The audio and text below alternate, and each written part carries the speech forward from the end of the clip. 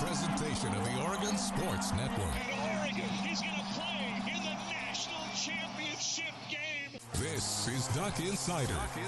These are good problems to have, right? So much success that you have more than one place to be. 5-3, touchdown, Oregon. Off a dribble, launches, and hits the three.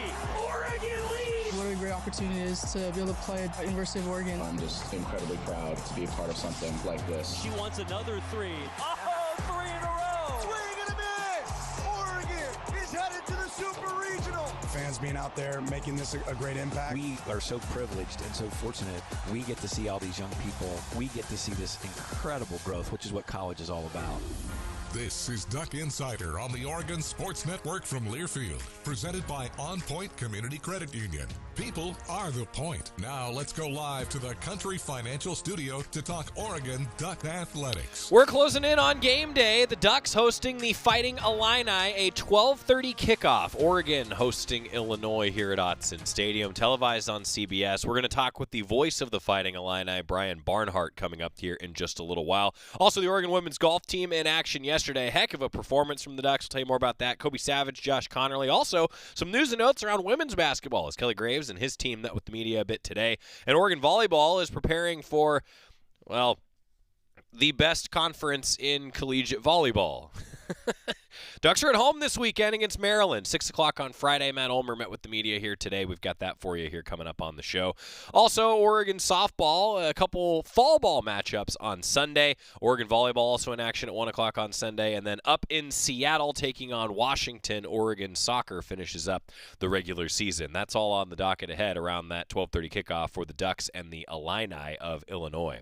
We talked with Brian Barnhart, and before we hear from him, I want to mention, they did something really cool last week, just from a broadcaster perspective. They did a rededication of Memorial Stadium, 100 years of Memorial Stadium for Illinois. Just last week, they rededicated it, and Brian was asked to do a 1920s-style introduction, and man, it was fun talking to him about that, so stick around. You'll want to hear that. But we also know that you want to hear from the quarterback, Dillon Gabriel. He met with the media this week. The Oregon quarterback breaking down where the Ducks are at, hitting some deep balls, and what he sees from the Illinois defense. Let's hear from the Duck QB, DG. What's it like to see you kind of put together a game with the opportunity? Yeah, we've seen it a bunch. Kenyon's a talented guy, and I think for a lot of guys, I think it's just when they get the opportunity and their name's called, you're able to see what they can do on the field. But definitely exciting for him, and I think it's something that he's been working for this whole time, and now we're able to see it, so proud of him. Another big matchup this week in Autzen Stadium. Just what have you seen from Illinois' defense, and what can you tell fans about what to expect from the Fighting Illini this week? Yeah, they're tough. They're physical. They play a good brand of football, and I think their whole organization represents that, and it's going to be a great matchup. I think when you look at college football, is the kind of matchups you look forward to and want to see great teams play against one another. So they've done great up until this point. I actually know a bunch about Luke, kind of coaches that cross paths, so have watched him play and watched his journey as well. So it's cool. You mentioned watching his journey. What's maybe impressed you most in terms of where he's gotten, obviously having a career season? Yeah, I think just playing in similar styles of play, whether it's his first stop or even, his second, my third, just similar coaching styles. And you just see, a guy who's done really well for himself and has played, really good ball. So, like I said, I've been familiar of him and known of him for some time. So, I definitely watch those guys, whenever I can. You see from 17, Hackis, and just what makes him a disruptive defender for them? Yeah, I think their whole front, I think they've done a really good job at winning their one-on-one matchups. I think you look all season, the way they, create turnovers, swarm the football, extremely physical at the point of attack. I think you see that all, and it jumps out on tape. So we'll have our hands full, and this is a team that, has played really well. So, yeah. You make it look really easy throwing the deep ball. I know it's not, but how'd you get so good at it? You're dropping in the bucket for Evans, one of the best throws we've seen for a while. Yeah, I think reps and experience. Not a lot of people, have that amount of snap count. I think from a young age, whether it's starting as a freshman in high school or doing the same in college, I think just all those snaps added up is something that, you can't get. It's something you got to be thrown in the fire and learn on the go. But you just get better as you go. And I think when I was a youngin, I definitely had my fair share of deep balls that weren't the prettiest, but you got to throw them to even have a chance at getting better at them. So that's how I looked at it. What big of a weapon is that for your guys' offense, just the deep ball like that? Huge. I think explosive plays, and anytime you do that, whether it's, a deep ball or you just see it come down with it, I think there's momentum with that as well.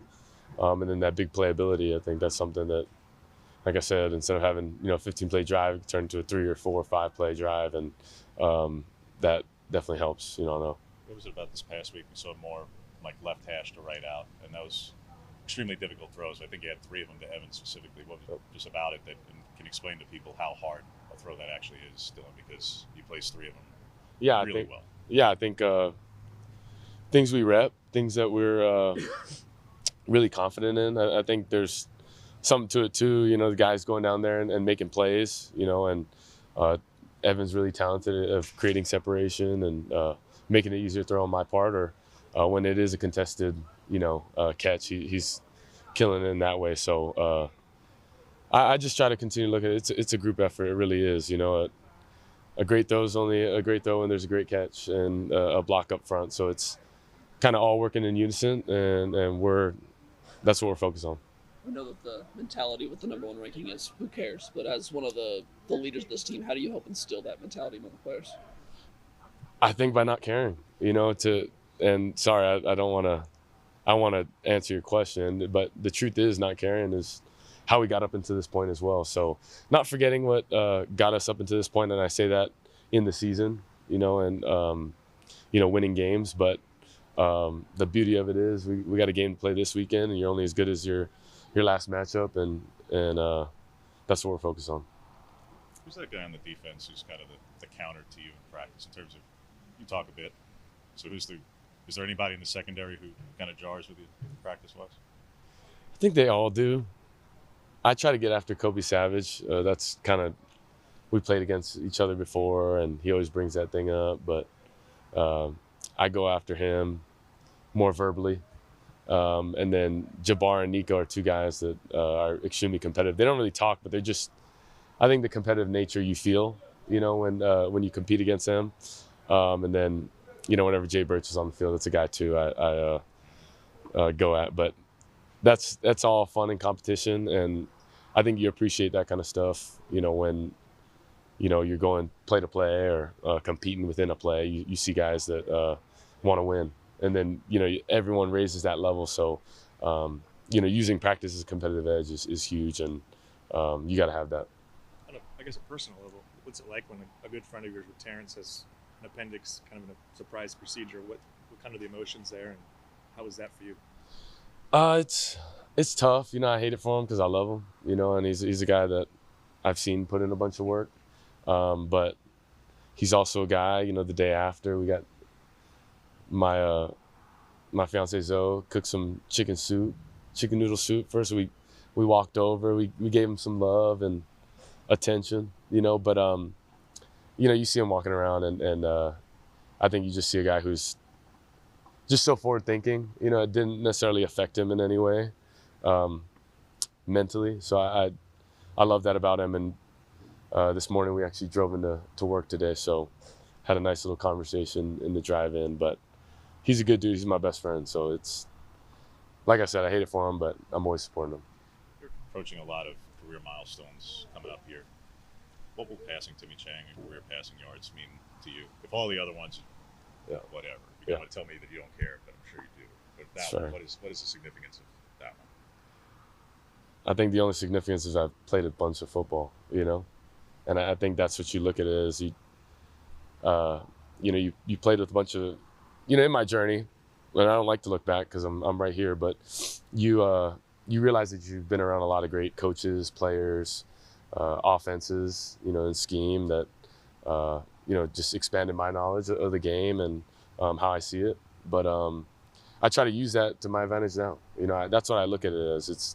It's production, so there's something that has been done right, but there's always something you can get better at, and you got to look at it in that way. And just how coaches do look at, their track record of how they've done their offense. I look back in that, how can I get better? And you look at my tape from my first snap as a freshman to now, it's night and day different. So if anything, I think you got to look at it as I'm a believer in development and growth. And I look at that from my first snap to now, how can I continue to evolve and get better? But truth is, I want to keep throwing touchdowns. I want to keep winning games. I want to keep throwing yards. So that's a part of getting better as well. So I'm not going to sidetrack the statistics, but the main goal is winning. I won't look at that and be like, oh my gosh, that'll make, I'll look back when we win games and you're able to celebrate it with a bunch of teammates. That's stuff that you can take away from the game. You can't take those stats with you, so I'm big on wins. I'm big on the team and just focus on that because, the rest will play itself out. But for the most part, I don't necessarily care about it. But to give a little bit more context there for Dillon Gabriel, the question was about Tommy Chang. Hawaii great Tommy Chang, one of the most prolific passers in the history of college football. Dillon Gabriel, growing up, looking at guys like that, Marcus Mariota, that Hawaiian connection, that's why that question about, hey, will this matter to you? And Dillon gave the thoughtful answer where I think he wants to win. There's no doubt. That's the first thing Dillon always says, but you hear it in his voice. It would mean something to him. And you know what? It should. Just like how the internal expectation is to be number one and to be competing for national championships. And it doesn't matter if you're number one in the polls right now. It matters if you're number one at the end of the season. Similarly, on the fan perspective, sure nice to be number one in those polls and nice to be talked about being number one in those polls, isn't it? Both valid. I like that answer from Dillon Gabriel. When we come back, the other side of this matchup that's scheduled for 12:30 on Saturday at Autzen Stadium, Brian Barnhart, the voice of the Fighting Illini, next on the Oregon Sports Network from Learfield. As a local community credit union founded by teachers, OnPoint is committed to supporting the students and faculty at the University of Oregon. And on game day, we're right there with you, on the field, in the bleachers, and in the classrooms. Drop by our local branch today and discover the many ways OnPoint can help support your financial well-being. OnPoint Community Credit Union. People are the point. Federally insured by NCUA. Equal housing opportunity.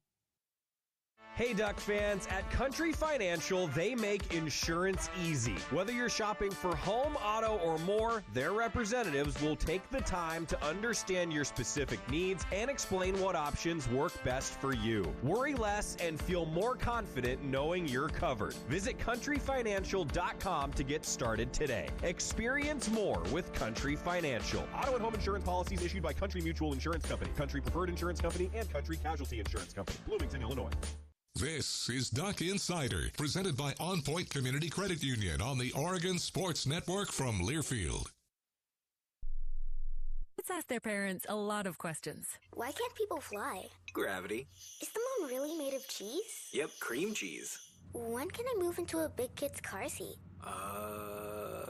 For some questions, parents may not have the answer, but that's okay. They can't know everything, but knowing the right seat for their age and size will help protect them in a car crash. Find out more at nhtsa.gov/the-right-seat. Where do babies come from? Good luck, Dad. A message from NHTSA and the Ad Council.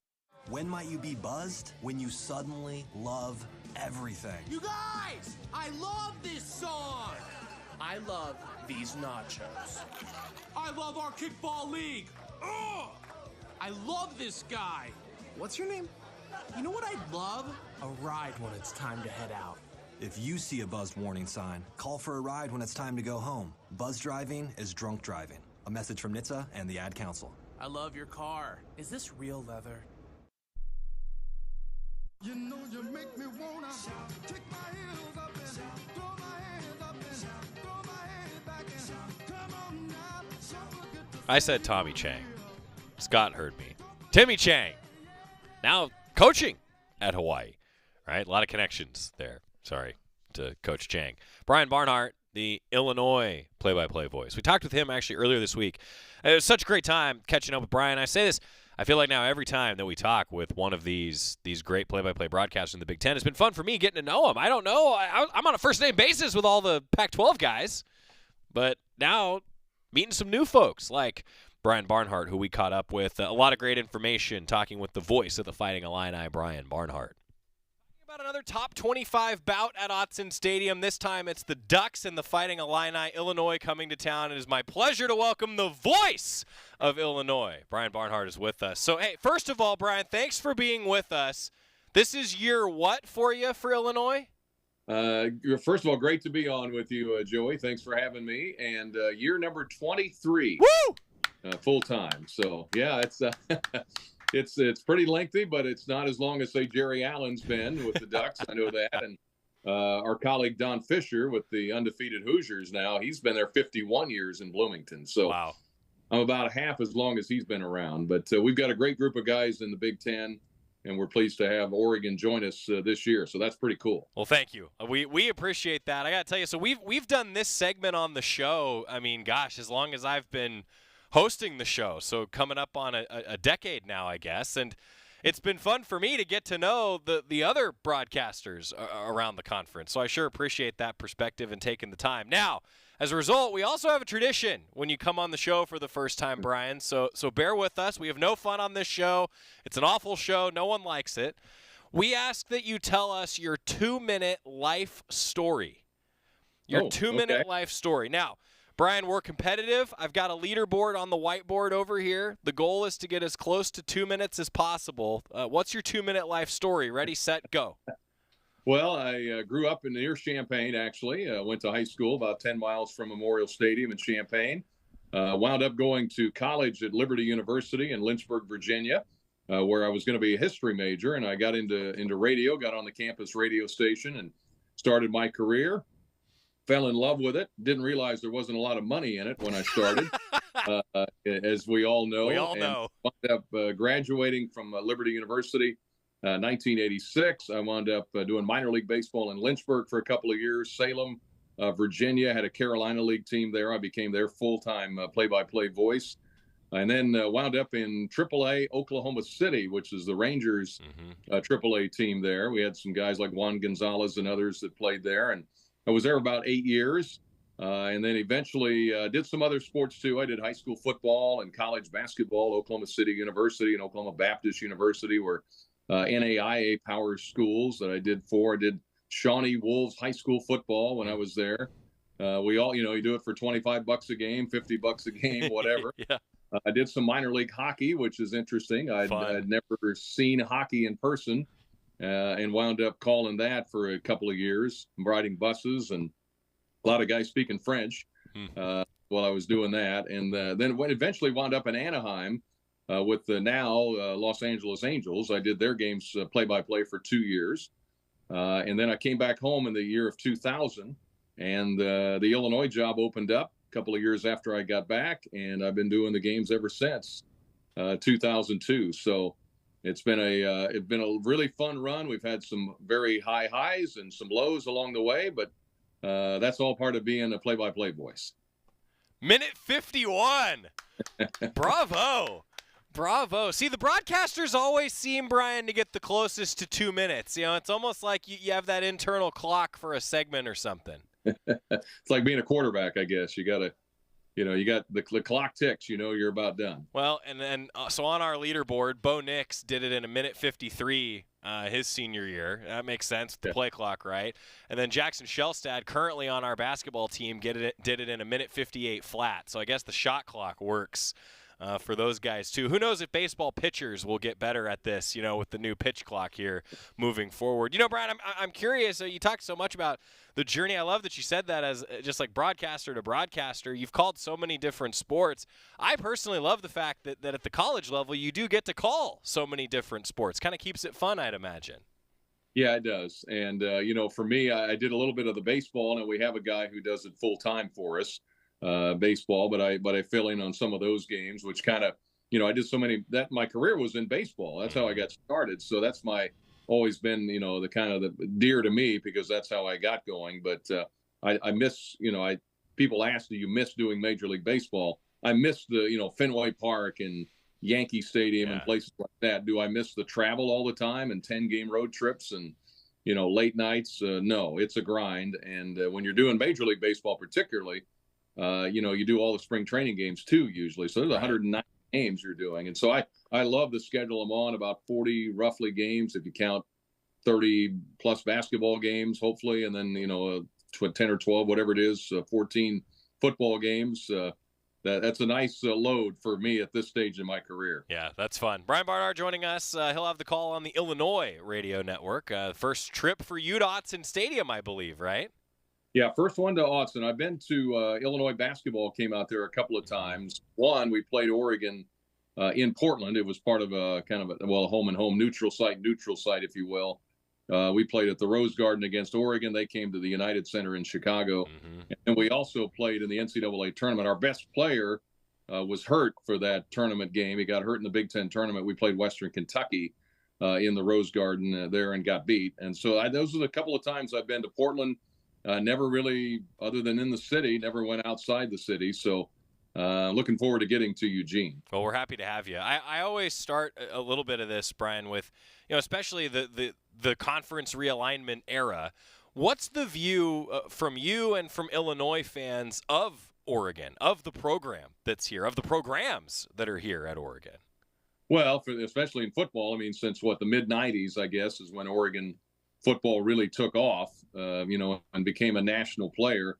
I think for us out here, I mean, you guys are probably so close to it that you take it for granted maybe, but, the Nike comes into play every time. It's like, oh, yeah, that's the Nike school, they Phil Knight and everything out there. And they play in a really loud stadium. And so, I mean, and they're high flying and they can score like crazy. And I know this Oregon team this year is pretty much that. They can score a lot of points. They do a good job defensively too. They've got, I forget, I was doing my research today on Dylan Gabriel, how many yards he's thrown for in his career. It's like, my goodness, that's some huge numbers. So, and then of course the great team that they have on offense with the running back and the receivers. But, I think for us, it's still in the Midwest, and maybe you guys have the reverse thought, but it's a little weird for those of us that have been around a while to think, oh yeah, Oregon and Washington are in the Big Ten. Right. Really? Okay, that's a conference game now. I remember watching UCLA play at Hawaii, and we're thinking, oh yeah, that's a Big Ten team playing in Hawaii. So, it'll take a little getting used to. There's some novelty to it. I know, Oregon just went to Purdue and got to experience that at Ross 8 and played really well. And there's some great schools. I mean, the Pac-12 as it was and the Big Ten. There's a reason they played the Rose Bowl all the time, all those years, because it's two conferences, different parts of the country, but very similar, I think, ideas when it comes to their sports and their academics and everything else. So I think it's a natural fit. It's just geography is a little weird. Voice of the Fighting Illini, Brian Barnhart, joining us. Question coming in from Alex about the history between these two teams. First ever meeting was in Champaign in 1970. Illinois won 20-16. The Ducks also played in Champaign in 1993 and won 13-7. And then they have, Illinois that is, visited Autzen Stadium in 1995. It was a 34-31 win for the Ducks in 1995. As part of that, what looks to me like was a home and away 1-1 in 93 and 95. So the Ducks are all-time 2-1 against Illinois, and now their first ever meeting as Big Ten conference foes. When we come back, more with the voice of the Fighting Illini, Brian Barnhart. Keep it here on the Oregon Sports Network from Learfield. Dear autumn leaves, you won't be covering roads alone this season. Take on fall in the powerful Toyota Tundra or tackle trails in a Tacoma. Head to Toyota.com for more info. Toyota, let's go places. As a local community credit union founded by teachers, OnPoint is committed to supporting the students and faculty at the University of Oregon. And on game day, we're right there with you, on the field, in the bleachers, and in the classrooms. Drop by our local branch today and discover the many ways OnPoint can help support your financial well-being. OnPoint Community Credit Union. People are the point. Federally insured by NCUA. Equal housing opportunity. Dear autumn leaves, you won't be covering roads alone this season. Take on fall in the powerful Toyota Tundra or tackle trails in a Tacoma. Head to Toyota.com for more info. Toyota. Let's go places. More Duck Insider coming up on the Oregon Sports Network from Learfield.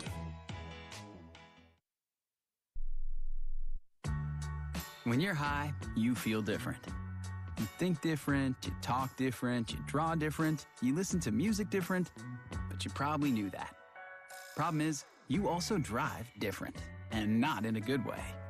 That's why driving high is illegal everywhere. So if you're high, just don't drive. Make a plan to get a sober ride. Because if you feel different, you drive different. Brought to you by NHTSA and the Ad Council. Are you prepared for an emergency or disaster? Because it's not a matter of if, but when. Don't find yourself saying, I'll trust water bottles and a flashlight to save the day, but I'll be proved wrong. With a tornado approaching, I'll realize that I lack a wheelchair-accessible shelter. When the floodwaters rise, I'll be up in the attic with 20 cans of beans. It's a recipe for disaster. let's prepare so we all have a better story to tell. Get started at ready.gov/older adults. Brought to you by FEMA and the Ad Council.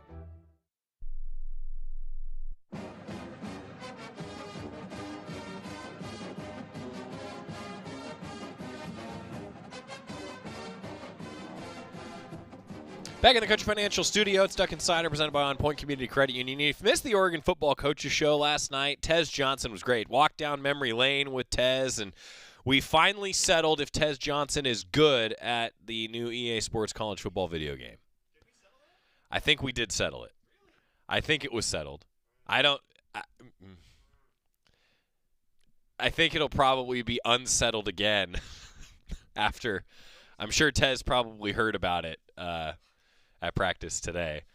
Tez Johnson was great. The Oregon football social media channels on Facebook and on Twitter, also via the Go Ducks YouTube or the Oregon Sports Network podcast, encourage you to listen to Tez Johnson and Dan Lanning, of course, on the weekly coaches show. But, man, it was great hearing from Tez. Part 2 of our conversation with Brian Barnhart, the voice of the Fighting Illini, getting ready for this 12:30 kickoff on Saturday at Autzen Stadium. Part 2 with Brian. What a cool overall experience that you all had last week with a rededication. The uniforms were awesome. Can you just tell us a little bit more about that, Brian, and what a cool thing it was? 100 years in a venue is awesome, and then the way that it was celebrated from both a broadcast perspective, shout out to our brethren at CBS. I thought they had a lot of fun with it. Just tell our fans about it if you could. Well, yeah. Well, I think everybody that knows college football knows Red Grange was one of the great players. The Big Ten Network did the icons of the conference, and he was number 1, and he wore number 77. When you come to Memorial Stadium, there's a big statue outside the stadium. He and Dick Butkus are the 2 retired numbers, one on either side of the stadium. And there's where everybody tailgates right outside the stadium is Grange Grove. So, I mean, it's a big deal. And our athletic director, Josh Whitman, started working on this a couple of years ago, knowing that, he did that great game, 6 touchdowns against Michigan, and a team that hadn't lost in 3 years. And he returned the opening kickoff 95 yards and went on from there and didn't even play the whole game. It was one of the greatest performances of all time. Grantland Rice wrote about it. Keith Jackson voiced that poem and made it famous. So there was a lot of history there. And Josh was able to work with the Big Ten to get Michigan on the schedule. And you know how hard schedules are to get right. And we got it down to 100 years plus 1 day. Wow. Since that happened. Wow. Even had the rededication on Friday morning, 100 years to the day and almost to the hour when that game started. They thought it started at 1:30 in the afternoon. So it was the dedication of the stadium 100 years ago. So it means a lot to Illinois fans. And the weather was terrific. CBS did a great job. It's a funny story. They actually asked me to reenact the Grange touchdowns at the start of that open that they did. So good. And they said, don't use your own voice, do it in a 1920s voice. And so I'm trying to, what does that sound like? And so, I took a shot at it and we tweaked it a couple of times and then they used it at the front end of their broadcast, but they did a terrific job with it. I know Michigan probably wasn't thrilled about it, just because, it was Grange he made famous against Michigan, but here it was 100 years later and we beat him again. So that was, it seemed like Red was smiling somewhere out there on us because you couldn't have a more perfect weekend for that. Yeah, I just thought it was such a cool, you talk about the storytelling aspect of what we all do, right? I mean, just what a great narrative that is, and what a great story to relive a cool moment. So did you try to like talk into a tin can, Brian? I mean, what was the broadcaster strategy here for 100 years ago? Yeah, I went back and listened to 1920s radio just to, hear a couple of sportscasts, even into the 1950s, kind of what they sounded like. And I don't know, I just added a little quiver to my voice or talked a little more through my nose. Yeah. Tried to talk a little faster. And it turned out well. When it came on, and then after the game, they used a couple of our current highlights, which CBS does. As they go into post game, they replayed a couple of my current highlights, and Brad Nessler gave us a nice shout out on CBS, and I knew something had happened because my phone blew up. Yeah. Right away.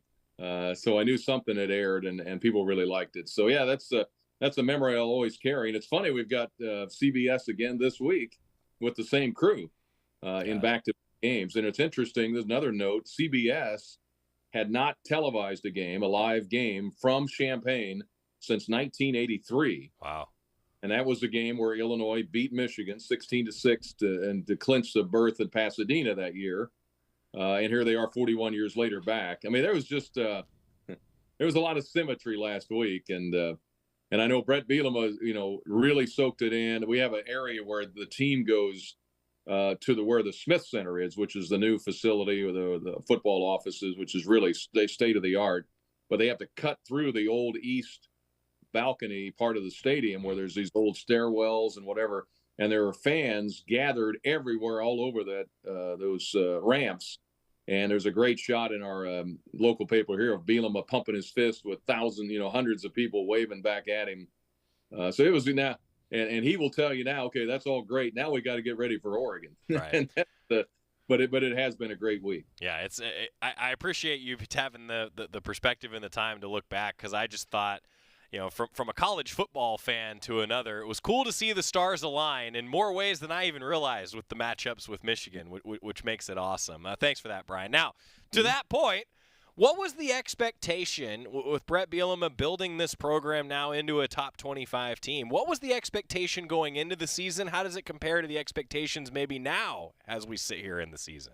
I think the expectations early this year were a little cautious. I mean, they had, Kansas was the early game on the schedule. Kansas had beaten, us pretty solidly the year before in Lawrence. The score was maybe 10 points, but it really wasn't that close.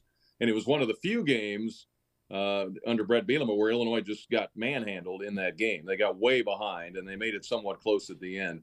So that to get Kansas, to get them back. Now, I know they've struggled a little bit this year in some close games.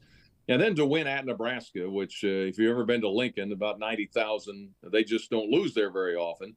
And to go in there and win in overtime, that was so then once you did that, it's like, oh, well, how many games could we win? And, at Oregon's going to be really tough. You've still got to go to Rutgers on the other side of the country.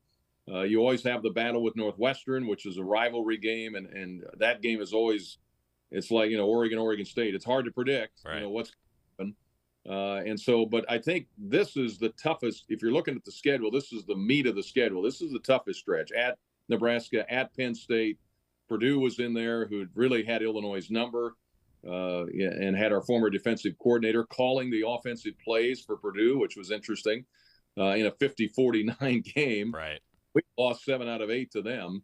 To get that win, that was huge, and then the win over Michigan, which hasn't happened very often in history. So I think people right now are like, well, can we win 9, 10? I mean, can we be in the playoff? I don't know if, the fans are excited. I know the team's doing one game at a time, and they're certainly a capable team, but this is a little bit of a stepping into a next level, I think, against the number one team at their place. Well, break down the offense. Maybe let's start there for us. I mean, because you see the preseason honors that come in, and I got to tell you, I thought, okay, passing game's going to be something, and it's kind of been that, hasn't it? Mm-hmm. No, it has. Altmaier's been really good, and you got to remember he wasn't really a starter at Ole Miss when he came in last year, and he had a game early last year where he threw 4 picks against Penn State, and you wondered, okay, I wonder what's up here, and then he started settling in, and then he had a great stretch there in October last year into early November. Then he got hurt. And John Paddock, who was a transfer from Mid-American Conference, but had kind of a legacy guy. His father had played at, or his uncle had played at Illinois. His grandfather had played at Illinois. They threw John Paddock in, and he broke the stadium record for yards, nearly threw for yards. And Altmaier didn't play the rest of the year, the last two games. Well, then he's got the second year under Barry Lunny, the offensive coordinator, and he's really playing well. He had a great spring. He had a great fall. He was the unquestioned leader in the huddle. And what is he, 15 touchdowns, I think, now to 1 interception. I can count on one hand, Joey, that he's made a bad decision, you know, a bad throw or whatever. When he's not a running quarterback per se, but he can run it. And his completion percentage is not where Dylan Gabriel is, but it's a pretty good percentage. And he makes really good decisions. So, and he's got 2 targets. That's the biggest thing, is Pat Bryant on the outside, Zachary Franklin, who is the current leader in the NCAA in touchdowns and yards and receptions. He's got 39 career touchdowns. He just knows how to get open, and there's just 2 really good targets that Altmaier's been able to use. And so, while the running game hasn't quite been where everybody wants it, we rushed for 187 last week, which was really one of our better efforts. But 36 of that came on a fake punt. But they'd like to get that stronger. But the passing game has been so good that that's helped him win a lot. Quick timeout on Duck Insider. More to come as we continue with Brian Barnhart talking about this 12:30 kickoff on Saturday at Autzen Stadium here on the Oregon Sports Network from Learfield. At Shadow Hills Country Club, we're more than just an award-winning golf course and practice facility. Our events team offers all-inclusive event pricing that allows us to take care of all the details while you enjoy your event. Our indoor and outdoor venues offer you a wide variety of fully staffed options that put the focus on you. From weddings to business and social events, at Shadow Hills Country Club Events Center, you get the benefits of a resort atmosphere and amenities in a peaceful country setting, just minutes from downtown Eugene. Call for a tour today or visit shadowhillsevents.com. As a local community credit union founded by teachers, OnPoint is committed to supporting the students and faculty at the University of Oregon. And on game day, we're right there with you, on the field, in the bleachers, and in the classrooms. Drop by our local branch today and discover the many ways OnPoint can help support your financial well-being. OnPoint Community Credit Union. People are the point. Federally insured by NCUA. Equal housing opportunity. More Duck Insider coming up on the Oregon Sports Network from Learfield. Comes to a gun suicide attempt, all it takes is a moment. My son Ricky took his life by the use of a firearm. It broke me, and I contemplated suicide. My grandson, I was gonna have to be here for him. I still own my firearm. I keep it in a safe because I want to keep my grandson and myself safe. Store your guns, locked, unloaded, and away from ammo. Hear more safe stories at endfamilyfire.org. Brought to you by Brady and the Ad Council. This message is for Shauna, my mom who just finished her high school diploma. I wanted to say I'm so proud of you for finishing school. You taught me it's never too late to achieve your dreams. I hope to make you as proud as you have made me. When you graduate, they graduate. Finish your high school diploma for you and for them. Visit finishyourdiploma.org to find free and supportive adult education centers near you. Brought to you by the Dollar General Literacy Foundation and the Ad Council. I want you to know. I said I want you to know right now. You've been good to me, baby. Joey Mack here with you in the Country Financial Studio. It's Duck Insider presented by OnPoint Community Credit Union. Our counterpart from Illinois, Brian Barnhart, we continue with him previewing this matchup. 12:30 kickoff on Saturday. We've got a 10:30 pregame show across the Oregon Sports Network and another top 20 matchup for the Ducks against the Illini of Illinois. Their broadcaster, Brian Barnhart. On the lack of interceptions. I mean, the turnover battle always so critical, and I feel like that's part of a Brett Bielema team, right? They often win the turnover battle, Brian. Yeah, he had great players at Wisconsin, of course, but he played for Hayden Fry, the old Iowa coach. He coached under Fry and Kirk Ferentz. He coached under Bill Snyder at K-State. He's worked for Barry Alvarez at Wisconsin. He was his defensive coordinator before becoming the head coach. And there are certain principles that he preaches constantly And his team now, and this happens, I think, teams start to reflect the guy at the top, and they're disciplined. They pay attention to detail. They don't beat themselves very often. And they've just been remarkably consistent. Again, we'll see what happens Saturday in a tough environment, but they've rarely been blown out of games. They've always been in just about every game. They're 8-3, I think, in one-score games over the last couple of years, and easily could have been bowl eligible 4 straight years because they lost some real close games. They've also won a lot of close games, and so they're in every game. They play pretty smart football. They're not flashy.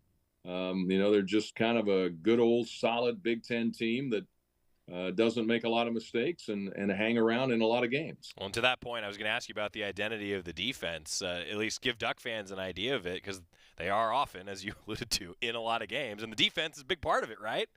Yeah, they are. The defense struggled. 2 years ago, they had the number 1 or number 2 scoring defense, I think, in the country. Ryan Walters, of course, that got him the Purdue job, as it turns out. So they were really good. And, of course, it helped to have Devin Witherspoon, who's now with the Seahawks, of course, and it's going to be an all-pro, I think, for a lot of years. Yeah. And a couple other guys, Quan Martin, who I think went to Washington, and some others. So they had an NFL-caliber defensive back. And then Johnny Newton, who wound up with the Commanders as well, was a force. Keith Randolph. Those guys were hard to run on. And Randolph and Newton were still here last year.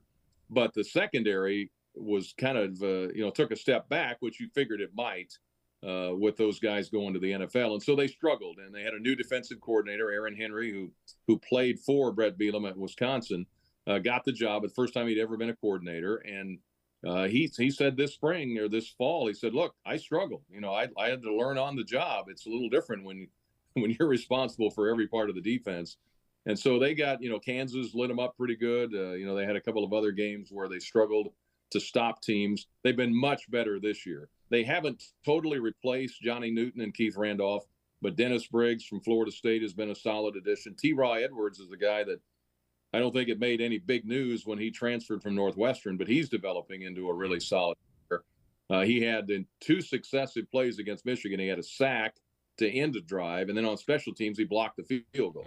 Back plays. So there they've been progressing pretty nicely. The secondary is really strong. Xavier Scott has been good. 3 interceptions. Miles Scott, no relation, has been really solid, a former wide receiver who turned into a pretty good defensive back. And then they've got some other guys back there that Rosiak, a linebacker, is really solid too. So it's overall kind of like the whole team. It's not flashy. There's not a dominating player, but they really complement each other really well. And Aaron Henry, I think, has settled in as the defensive coordinator this year. Couple final thoughts for the voice of the Fighting Illini and Brian Barnhart. All right, this is the obvious question. Keys to success. The Illini get a win at Autzen if what happens? Well, if they the simple answer is if they replicate what they did last week against Michigan. If they get turnovers, they'll give themselves a chance. If they can run the ball, even better, I would think, than they did last week, they're going to have a shot. I think the key is they got to keep Gabriel and that offense off the field. I mean, they can't turn it over. It's what they say in teams like Oregon. You don't need to give them any help. I mean, they're going to score regardless. Just don't give them the freebies. I think that's the key. So the turnover battle, I mean, coaches say it all the time. When I ask coaches, that's always the first thing they say. Well, you got to win the turnover battle, which I'm giving you that same answer, but I think it's true. And then, can they slow down? Can they not give up huge plays? The one thing they did against Michigan has a really good running attack. They can't throw it very well, but they can run it, and they kind of pound you. And I don't think they had a run for most of the game over 10 yards. Yeah. It was 4 yards. It was 5 yards. They would have to kind of do the same thing against Gabriel. Don't give them what I saw the number. There's a huge number of 20-plus offensive plays. I forget what the number is for Oregon. They got to limit those. They can't give those up constantly. Win the turnover battle, replicate what they did, and they'll have a shot. It'll still be tough, but that would give them at least a shot in a really tough place to play. Lastly, I wanted to ask you, I mean, Oregon obviously is proud of a lot with the growth of this program, and we alluded to the loud stadium. I heard Coach Bielema even say, like, this is going to be one of the louder environments you're going to be in. Like, how much does that come up, Brian? How much does that factor in even for you heading out here to Autzen?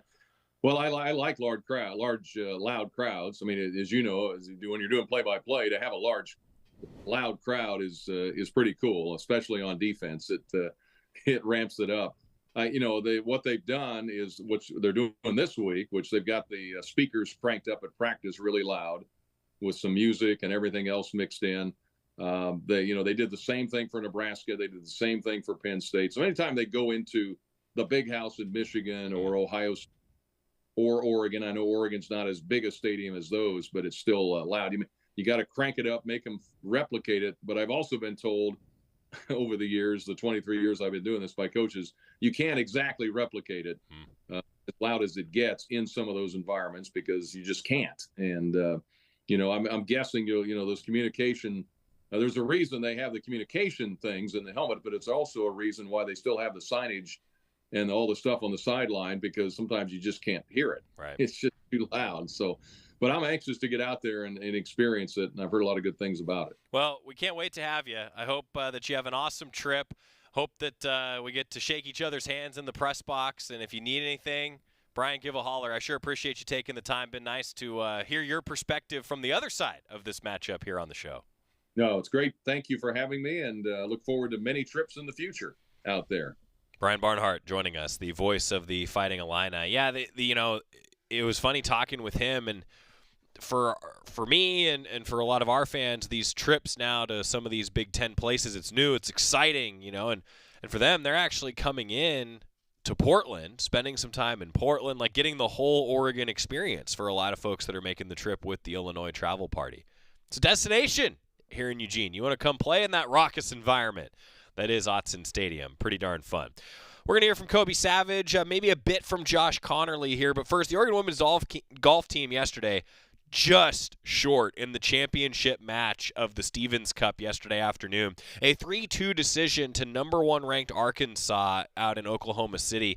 The Ducks finished first in stroke play on Tuesday to earn the top seed in match play. The number 13 ranked Ducks put 2 points on the board. And the match came down to sophomore Kiara Romero, who was tied through 17 holes against one of Arkansas's best. And she made a lengthy birdie putt on the 18th to clinch the win. It was quite the back-and-forth battle, and honestly, it felt to me, and it had that energy about an NCAA championship match. Because remember, in the NCAA championships, the last 8 teams that are still competing in the NCAA championships, it's match play. Ducks have been there under Coach Radley now a couple times. He said he was extremely proud of the way the team performed this week. Tournament gave a great taste of what a national championship setting is like. That's how I felt following along on Golf Channel yesterday. So the Ducks might have come up just short, but a great experience. Stevens Cup, for those unaware, is maybe the premier tournament in the fall season for women's golf. You have to be of a certain rank to even get invited to play there from a year before. And the Ducks were in the championship match yesterday. I think overall a great event and a good step forward for Derek Radley's squad. Quick timeout. When we come back, let's chat with Kobe Savage here on the Oregon Sports Network from Learfield. Hey Duck fans, at Country Financial, they make insurance easy. Whether you're shopping for home, auto, or more, their representatives will take the time to understand your specific needs and explain what options work best for you. Worry less and feel more confident knowing you're covered. Visit countryfinancial.com to get started today. Experience more with Country Financial. Auto and home insurance policies issued by Country Mutual Insurance Company, Country Preferred Insurance Company, and Country Casualty Insurance Company, Bloomington, Illinois. As a local community credit union founded by teachers, OnPoint is committed to supporting the students and faculty at the University of Oregon. And on game day, we're right there with you, on the field, in the bleachers, and in the classrooms. Drop by our local branch today and discover the many ways OnPoint can help support your financial well-being. OnPoint Community Credit Union. People are the point. Federally insured by NCUA. Equal housing opportunity. Don't go anywhere. Duck Insider continues after these messages on the Oregon Sports Network from Learfield. You said you'd never buy your kid candy from the checkout aisle. Or forget extra diapers. You'd never lick your thumb to clean their face. Never, ever become a minivan mom. So when you say you'd never leave your child in a hot car, know it can happen. Cars get hot fast, and kids can be at risk in temperatures as low as 60 degrees Fahrenheit. never happens. Before you leave the car, always stop, look, lock. Brought to you by NHTSA and the Ad Council. August was born 3 pounds, 9.8 ounces. When I first saw him, it was a whole range of emotions. There's stuff I still want to do. Being a young dad, it's not giving up. It's shifting. I looked through his eyes. I envisioned a whole future with him already. To throw the first football to him, give him ice cream for the first time. My life is now devoted to his life. Through all of fatherhood's firsts, never stop being a dad. Visit fatherhood.gov to hear more. Brought to you by the U.S. Department of Health and Human Services and the Ad Council.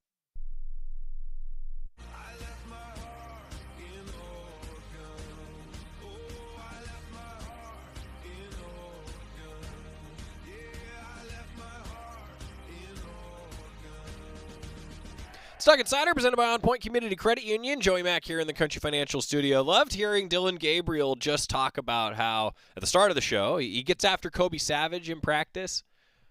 Well, Kobe, how do you feel about that in the defensive backfield? Working defensive back Kobe Savage with the media this week, too. He says you like to get under his skin a little bit in practice. Where he likes to go at you. Yeah, that's my guy. I mean, that's just two competitors. Like I said, DG is like one of the ultimate competitors and a true leader. So, yeah. At the end of the day, we're brothers, but yeah, we definitely like to get at each other for sure at practice. That just critiquing his throws or telling him? Nah, just messing with him. Yeah, messing with him, saying we know the routes and scheme and stuff like that. But nah, like just trying to get in his head and bother him a little bit at practice, poke some fun at him. Challenges does Altmaier present at quarterback for Illinois? Yeah, I mean, he's a great quarterback, has really good eyes and good keys, knows where he always wants to go with the ball. I mean, really good, as y'all can see in the run game. So yeah, I just feel like a good vet quarterback that has really good like choice making, decision making.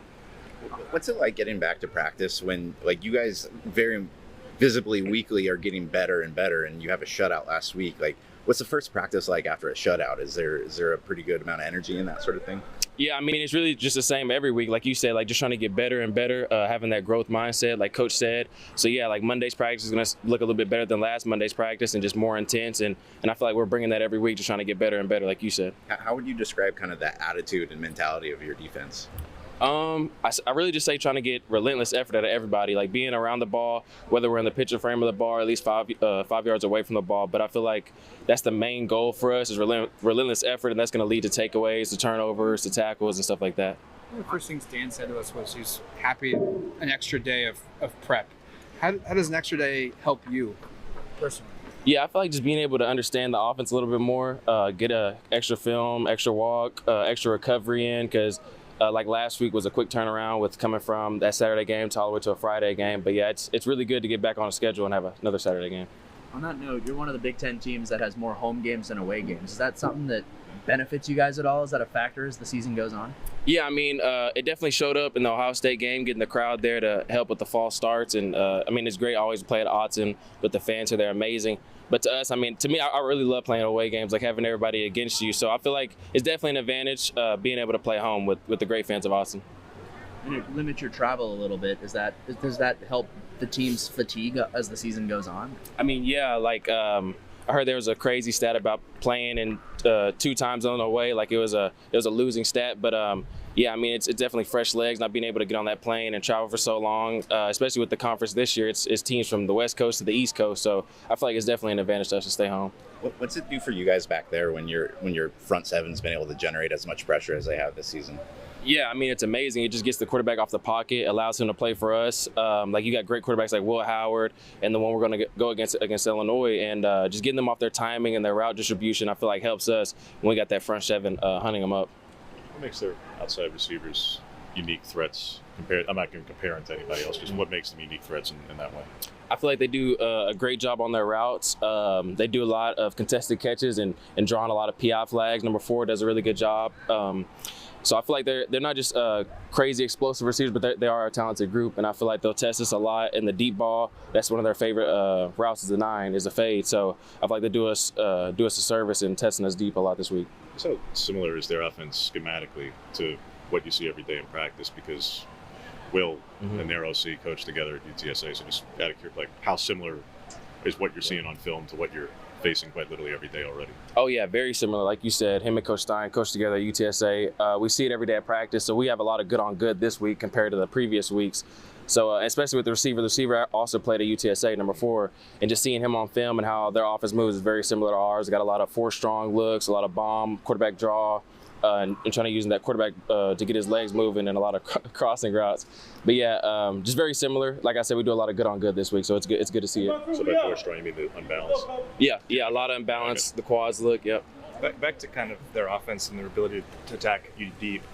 How do you think you guys have done this season in terms of defending that and kind of speak to the challenge this week? Yeah, I feel like early on in the season, it was a little growing pains, just trying to figure out how to fix it, defend against it, whether we're in quarters or rip lids, man match, and stuff like that. And just throughout the season, you can see we progressed overall, especially as a secondary. And speaking as an entire defense, we progressed and been able to defend the deep shots and contain the QB a little bit better.